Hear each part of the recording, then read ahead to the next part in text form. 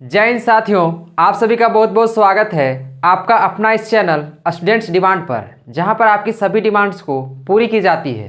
तो आज के इस वीडियो में हम लोग फिर से देखने वाले हैं प्री बोर्ड एग्जामिनेशन 2024 के यहाँ पर मैथमेटिक्स का सॉल्यूशन। इससे पहले हमने इसके 3 पार्ट्स बना चुके हैं, जिसमें हमने टोटल यहाँ पर क्वेश्चन जो है हमने 30 क्वेश्चन का सॉल्यूशन हमने कंप्लीट कर चुका है।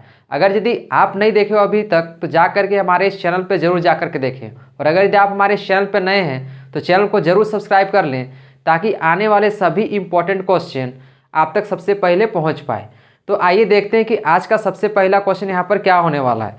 तो सबसे पहला क्वेश्चन बोले तो यहाँ पर हम लोग क्वेश्चन नंबर 31 से स्टार्ट करने वाले हैं, जो कि प्री बोर्ड एग्जामिनेशन 2024 में जो आपका हुआ है, जो कि हाल ही में कुछ ही दिनों पहले आपके स्कूल में हुआ होगा, उसी का हम लोग यहाँ पर सॉल्यूशन देख रहे हैं। जैसे कि क्वेश्चन नंबर 31 की बात करें यहाँ पर, जैसे कि आप स्क्रीन में देख पा रहे होंगे, तो क्वेश्चन नंबर 31 में क्या पूछा गया है। क्वेश्चन नंबर 31 में बोला गया है कि एक घन का कुल पृष्ठ क्षेत्रफल 96 सेंटीमीटर स्क्वायर है, तो घन का आयतन क्या होगा, ये पूछा गया है। बात करें हम लोग यहाँ पर इंग्लिश में, तो इंग्लिश में पूछा गया the total surface area of a cube, यानी इसका क्या है, इसका जो है ये टोटल सरफेस एरिया दिया गया है, यानी TSA total surface area of a cube is equal to यहाँ पर दिया गया है कितना, 96 सेंटीमीटर यहाँ पर स्क्वायर इसका टोटल सरफेस एरिया दिया गया है। उसके बाद पूछा गया यहाँ पर कि इसका वॉल्यूम क्या होगा, और हम लोग को फाइंड क्या करना है, हम लोग को फाइंड करना है यहाँ पर वॉल्यूम।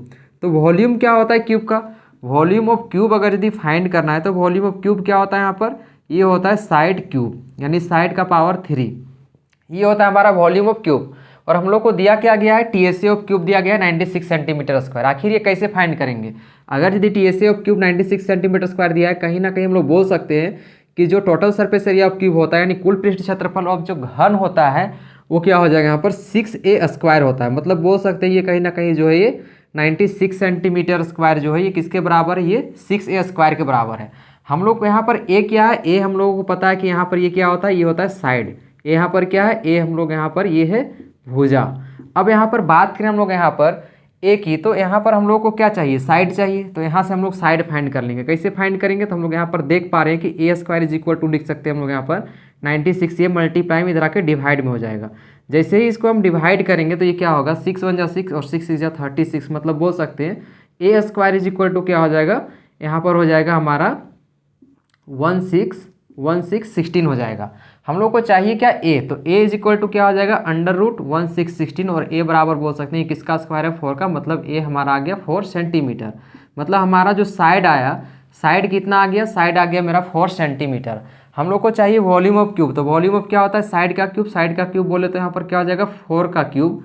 4 का क्यूब मतलब होता है 4 यहाँ पर आपस में 3 बार मल्टीप्लाई होगा, तो ये क्या हो जाएगा, 4 4 जा 16 4 जा 64 सेंटीमीटर क्यूब हो जाएगा इसका आयतन। यानी इसका जो वॉल्यूम होगा, इसका जो आयतन होगा वो कितना होगा। इसका करेक्ट आंसर हो जाएगा यहाँ पर ऑप्शन 3, इसका सही आंसर हो जाएगा 64 सेंटीमीटर क्यूब। मतलब बोल सकते हैं इसका जो आंसर होगा ऑप्शन 3 64 सेंटीमीटर यहाँ पर क्यूब हो जाएगा इसका करेक्ट आंसर। अब नेक्स्ट हम लोग बात करें क्वेश्चन नंबर 32 की।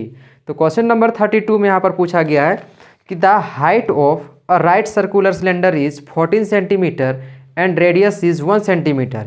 एक लंबवृत्तीय बेलन की ऊंचाई जो है वो यहाँ पर 14 सेंटीमीटर दिया गया है, और इसकी त्रिज्या जो है वो 1 सेंटीमीटर दी गई है।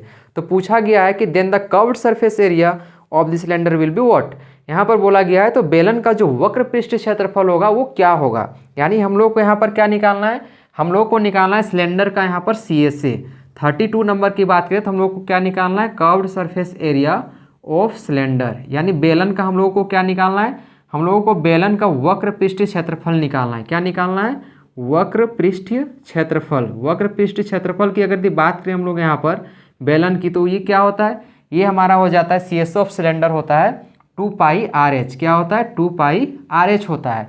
अब हम लोग को यहाँ पर क्या क्या चाहिए, हम लोग को चाहिए यहाँ पर R और H, जो कि हम लोगों को क्वेश्चन में गिवन है। क्वेश्चन में क्या गिवन है कि यहाँ पर 14 सेंटीमीटर जो है इसका हाइट दिया गया है। मतलब H इज इक्वल टू कितना दिया गया है, H बराबर यहाँ पर 14 सेंटीमीटर दिया गया है।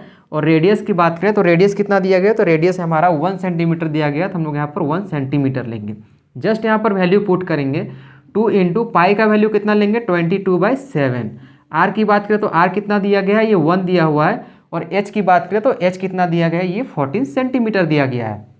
अब इसको हम लोग क्या करेंगे, इसको हम लोग कर देंगे सॉल्व। ये 7 के टेबल से कटेगा, 7 1 जा 7 और 7 2 जा 14, ये कैंसिल हो जाएगा।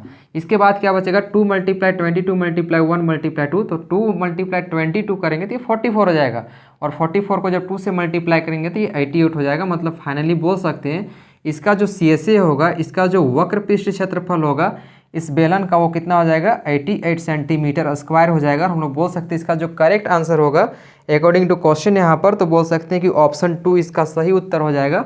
ऑप्शन 2 क्या हो जाएगा, इसका सही आंसर हो जाएगा 88 सेंटीमीटर स्क्वायर हो जाएगा। अब वही बात करें हम लोग नेक्स्ट क्वेश्चन की, क्वेश्चन नंबर 3 की। तो क्वेश्चन नंबर 3 में यहाँ पर पूछा गया, जो कि काफ़ी इंपॉर्टेंट क्वेश्चन है। बोला गया कि एक शंकु की तिर्यक ऊंचाई, यानी एक शंकु है यहाँ पर, एक शंकु यहाँ पर दिया गया है, इसकी तिर्यक ऊंचाई दी गई है। यानी एक यहाँ पर क्या है, कोण है, और इसकी तिर्यक ऊंचाई मतलब इसका जो स्लेंट हाइट L है वो दिया गया है। वो कितना दिया गया है, तो स्लेंट हाइट यहाँ पर दिया गया है एक कोण का, वो दिया गया 21 सेंटीमीटर, यानी 21 सेंटीमीटर इसका क्या है, L है, यानी स्लेंट हाइट है, तिर्यक ऊंचाई है। अब नेक्स्ट की बात करें हम लोग यहाँ पर रेडियस की, तो रेडियस ऑफ द बेस, यानी इसका जो बेस का रेडियस है वो कितना दिया गया, तो बेस ऑफ द रेडियस यहाँ पर दिया गया है 12 मीटर। ये कितना दिया गया, ये 12 मीटर दिया गया है। इसके बाद बोला गया है यहाँ पर 12 सेंटीमीटर है, सॉरी यहाँ पर क्या हो जाएगा, 12 सेंटीमीटर दिया गया है। अब बात करें हम लोग यहाँ पर इसकी कर्व्ड सरफेस एरिया क्या होगा, यानी इसमें भी क्या पूछा गया है, इसमें पूछा गया है कि वक्र पृष्ठ क्षेत्रफल क्या होगा, यानी इसमें पूछा गया है कि वक्र पृष्ठ क्षेत्रफल क्या होगा। तो जैसे कि आप सभी को पता होगा कि CSA ऑफ कोण या तो फिर वक्र पृष्ठ क्षेत्रफल ऑफ जो कोण होता है वो क्या होता है, तो यानी कर्व्ड सरफेस एरिया ऑफ जो कोण होता है वो होता है हमारा यहाँ पर πr/l होता है। क्या होता है, πr/l होता है। तो हम लोगों को यहाँ पर क्या करना है, कुछ भी नहीं करना है, डायरेक्टली वैल्यू पुट कर देना है। r भी पता है हम लोगों को, और यहाँ पर हम लोगों को l भी पता है, और पाई का वैल्यू भी पता है। तो यहाँ पर बात करें हम लोग वैल्यू पुट की, तो 22/7 हो जाएगा ये, इंटू r कितना दिया गया है, ये 12 दिया गया है। और l की बात करें हम लोग यहाँ पर, तो l कितना दिया गया है, ये 21 दिया गया है। अब हम लोग को क्या करना है, यहाँ पर हम लोग को अगर ये रिड्यूस होगा तो रिड्यूस करना है, 7 1 जा 7, 7 3 जा ये कट जाएगा 21। इसके बाद क्या करेंगे हम लोग, तो इसके बाद हम लोग यहाँ पर क्या करेंगे, 22 को पहले हम लोग 3 से मल्टीप्लाई करेंगे, 22 को 3 से मल्टीप्लाई करेंगे तो ये हो जाएगा 66 मल्टीप्लाई 12। इसके बाद अब क्या करेंगे, 12 को 66 से मल्टीप्लाई करेंगे। जैसे ही मल्टीप्लाई करेंगे तो 12 6 जा क्या होता है, 12 6 जा होता है 72 का 2 कैरी चला जाएगा यहाँ पर 7, अगेन 12 6 जा यहाँ पर क्या हो जाएगा 72, और 72 और 7 कितना हो जाएगा, तो यहाँ पर हो जाएगा 79। मतलब बोल सकते हैं इसका जो करेक्ट आंसर होगा, इसका वक्र पृष्ठ क्षेत्रफल जो होगा, किसका वक्र पृष्ठ क्षेत्रफल किसका, ये शंकु का, यानी कोण का जो यहाँ पर वक्र पृष्ठ क्षेत्रफल होगा वो 792 सेंटीमीटर स्क्वायर हो जाएगा। और ऑप्शन की बात करें हम लोग यहाँ पर, तो इसका करेक्ट आंसर हो जाएगा 4, यानी बोल सकते हैं कि 33 का जो आंसर हो जाएगा, ऑप्शन 4 इसका सही आंसर हो जाएगा, 792 सेंटीमीटर स्क्वायर हो जाएगा इसका सही आंसर। अब नेक्स्ट क्वेश्चन की बात करें हम लोग यहाँ पर, क्वेश्चन नंबर यहाँ पर 34 की। तो क्वेश्चन नंबर 34 में पूछा गया है कि यहाँ पर 10 सेंटीमीटर त्रिज्या वाले एक अर्धगोले का कुल पृष्ठ क्षेत्रफल क्या होगा, अगर यदि पाई का मान यहाँ पर 3.14 लिया जाए। तो यहाँ पर क्या बोला गया है कि एक अर्धगोला है। अब यहाँ पर बात आ रही है अर्धगोले की, तो अर्धगोला में यहाँ पर बोला गया कि यहाँ पर एक अर्धगोला है, यानी ये हेमीस्फेयर की बात आ रही है। यहाँ पर अगर एक हेमीस्फेयर है तो इस हेमीस्फेयर का अगर रेडियस दिया गया है, रेडियस बोले तो यहाँ पर ये कितना दिया गया, r = ये 10 सेंटीमीटर दिया गया है। इसके बाद पूछा गया कि इसका टोटल सरफेस एरिया क्या होगा। तो इसकी टोटल सरफेस एरिया की बात करें हम लोग यहाँ पर, तो टोटल सरफेस एरिया क्या हो जाएगा, तो टोटल सरफेस एरिया हेमीस्फेयर का जो होता है वो क्या होता है 3πr², यानी TSA ऑफ अगर यदि बात करें हम लोग यहाँ पर हेमीस्फेयर, किसकी, हेमीस्फेयर की, यानी अगर यदि TSA ऑफ हेमीस्फेयर की बात करें हम लोग यहाँ पर, तो TSA ऑफ जो हेमीस्फेयर होता है क्या होता है 3πr² होता है। तो हम लोग यहाँ पर क्या करेंगे, वैल्यू पुट कर देंगे, 3 मल्टीप्लाई पाई का वैल्यू कितना है 3.14 इंटू r² बोले तो यहाँ पर कितना हो जाएगा, ये 10 का स्क्वायर हो जाएगा। अब क्या करना है हम लोगों को, यहाँ पर इसको कर देना है सॉल्व। जैसे ही सॉल्व करेंगे तो क्या हो जाएगा, यहाँ पर 3 मल्टीप्लाई 3.14 मल्टीप्लाई 10 का स्क्वायर क्या हो जाएगा, 10 का स्क्वायर जो होगा यहाँ पर हो जाएगा ये 100। अब इसको 100 से मल्टीप्लाई करेंगे तो ये 314 हो जाएगा, और मल्टीप्लाई क्या हो जाएगा ये 3। इसको मल्टीप्लाई करेंगे इससे तो 3 4 जा 12 का 2 कैरी जाएगा 1, 3 1 जा 3 एंड 1 हो जाएगा 4 और 3 3 जा 9। यानी बोल सकते हैं इसका जो करेक्ट आंसर होगा 942 सेंटीमीटर स्क्वायर जो होगा इसका करेक्ट आंसर हो जाएगा। तो सबसे पहली बात आप लोगों को याद रखना है यहाँ पर कि जो TSA है, हेमीस्फेयर का TSA जो है वो कितना होता है 3πr² के बराबर होता है। तो यहाँ पर इसका मतलब हो जाएगा ये 942 सेंटीमीटर स्क्वायर, मतलब इसका करेक्ट आंसर जो होगा ऑप्शन 2 इसका सही आंसर हो जाएगा।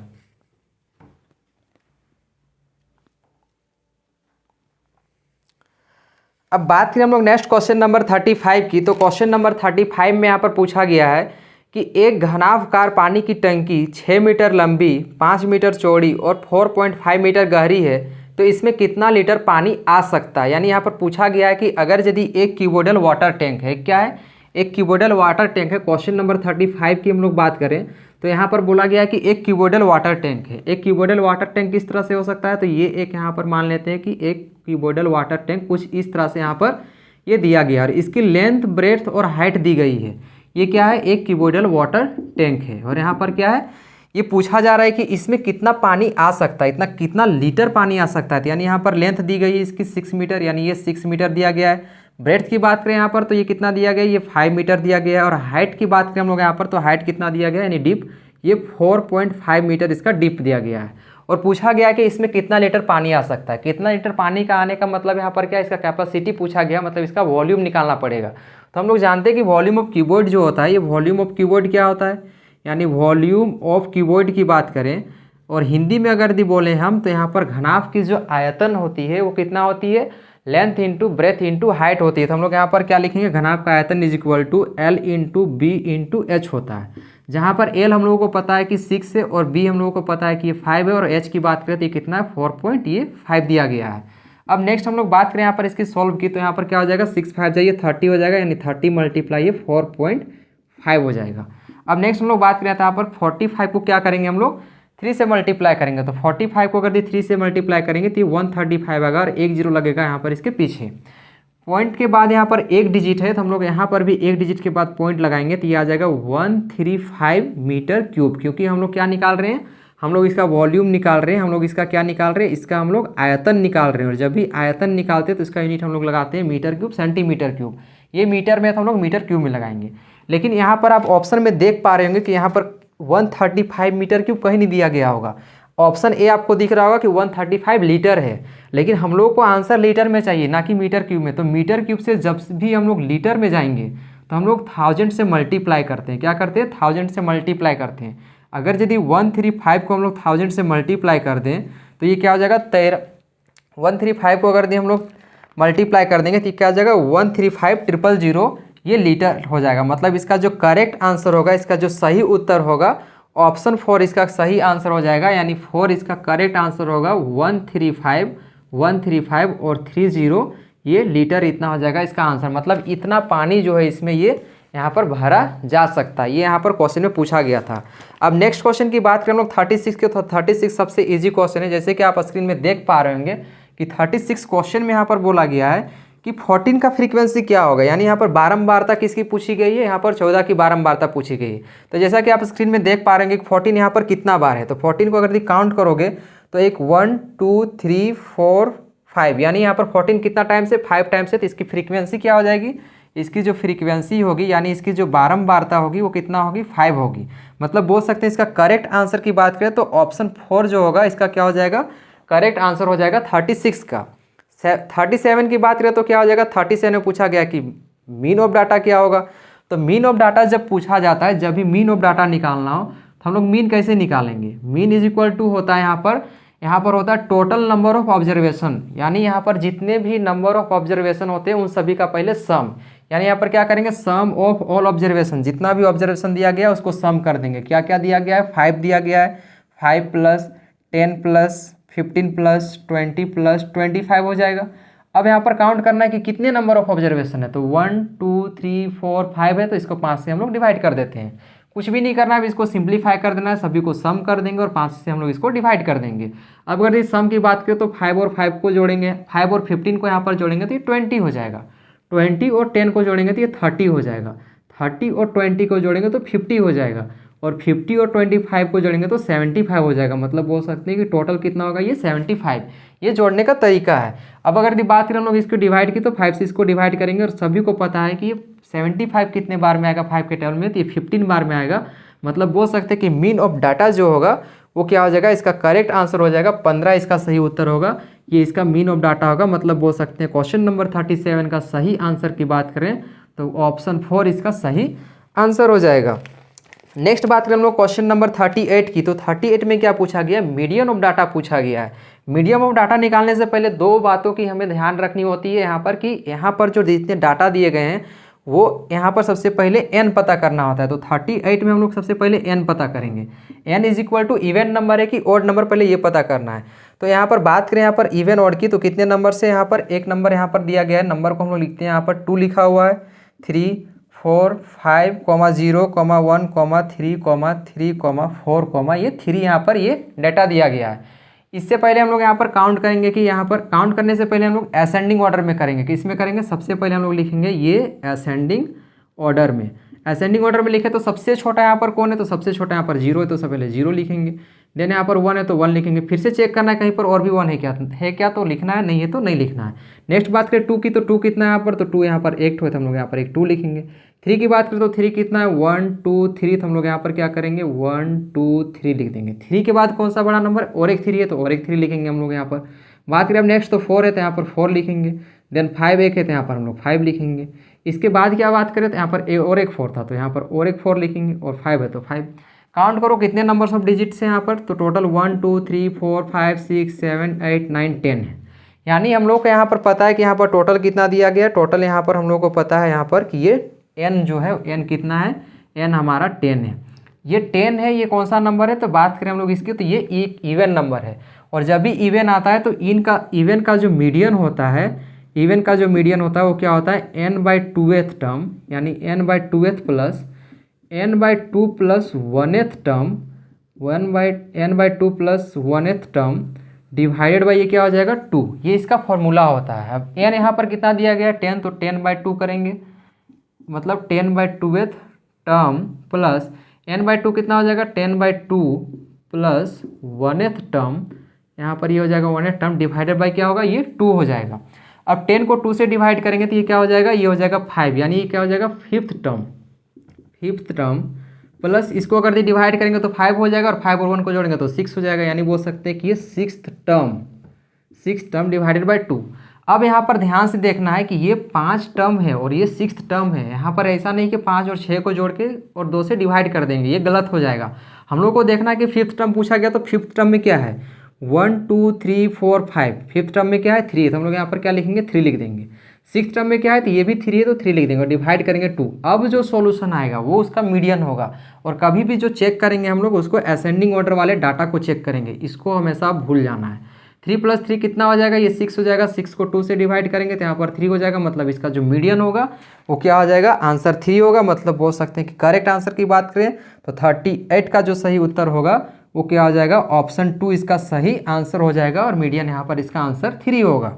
नेक्स्ट बात करें क्वेश्चन नंबर 39 की, तो 39 में यहाँ पर पूछा गया the probability of an impossible event, एक असंभव घटना की प्रायिकता क्या है। तो एक असंभव घटना की प्रायिकता क्या होती है, तो वो 0 होती है। यानी इम्पॉसिबल इवेंट की जब भी बात करें हम लोग प्रोबेबिलिटी की, तो वो कितना होता है 0 होता है। मतलब ऑप्शन की बात करें तो ऑप्शन 2 इसका सही आंसर हो जाएगा। अब हम लोग क्वेश्चन नंबर बात करें यहाँ पर किसकी, तो क्वेश्चन नंबर 40 की। तो क्वेश्चन नंबर 40 में यहाँ पर पूछा गया है कि एक क्रिकेट मैच में एक महिला बल्लेबाज खेली गई 30 गेंदों में 6 बार चौका मारती है। यहाँ पर अब हम लोग सबसे पहले देखें, अगर यदि क्वेश्चन नंबर किसकी, क्वेश्चन नंबर हम लोग लास्ट 40 की। तो क्वेश्चन नंबर 40 में यहाँ पर बहुत ही अच्छा एक क्वेश्चन पूछा गया है जो कि प्रोबेबिलिटी से है, प्रायिकता से है। यहाँ पर पूछा गया कि एक महिला बल्लेबाज खेली गई 30 गेंदों में 6 बार चौका मारती है। टोटल नंबर ऑफ बॉल्स वो कितना खेलती है, टोटल नंबर ऑफ अगर हम बॉल्स की बात करें तो वो कितना बॉल्स खेलती है, वो टोटल नंबर ऑफ बॉल्स 30 गेंद खेलती है। कितना गेंदें खेलती है, वो 30 गेंदें खेलती हैं। उसमें से वो 6 कितना मारती है, सॉरी वो चौका मार रही है, मतलब वो 6 बार चौका मार रही है। यानी फोर्स वो कितना मार रही है, वो जो फोर्स है वो मार रही है यहाँ पर 6 टाइम्स, यानी 6 बार जो है वो चौका मारती है। तो पूछा गया कि क्या प्रोबेबिलिटी होगा कि वो चौका ना मारे जाने की प्रायिकता यहाँ पर पूछा गया है। तो चौका अगर यदि मान लो कि यहाँ पर 6 बार मारी है तो कितने बार चौका नहीं मारी होगी, तो ऑब्वियस है कि यहाँ पर 24 टाइम्स नहीं मारी होंगी चौका। तो इसी की प्रोबेबिलिटी निकालना है। तो हम लोग यहाँ पर क्या करेंगे, प्रोबेबिलिटी ऑफ नॉट फोर्स, यानी यहाँ पर क्या करेंगे जो चौका नहीं मारा है उसकी प्रोबेबिलिटी निकालना है। यानी यहाँ पर जो बाउंड्री नहीं लगा है, तो बात करें यहाँ पर बाउंड्री नहीं लगने की, तो यहाँ पर कितना नहीं लगा है, तो ये 24 यहाँ पर बाउंड्री नहीं लगा है। कितने गेंदों में से नहीं लगा है, तो 30 गेंदों में से नहीं लगा है, तो 30 गेंद यहाँ पर नीचे लिखेंगे। अब यहाँ पर बात करें इसको, यहाँ पर तो ये 6 के टेबल से ये 4 टाइम में जाएगा, ये 5 टाइम्स में जाएगा, तो ये क्या हो जाएगा 4/5 इसका सही आंसर होगा। मतलब बोल सकते हैं फाइनली कि जो क्वेश्चन नंबर 40 का करेक्ट आंसर होगा ऑप्शन 1 इसका सही आंसर हो जाएगा। और इस तरह से जो है हमारा यहाँ पर प्री बोर्ड एग्जामिनेशन 2024 का जितने भी क्वेश्चन थे हमारे यहाँ पर ये कंप्लीट हो चुका है।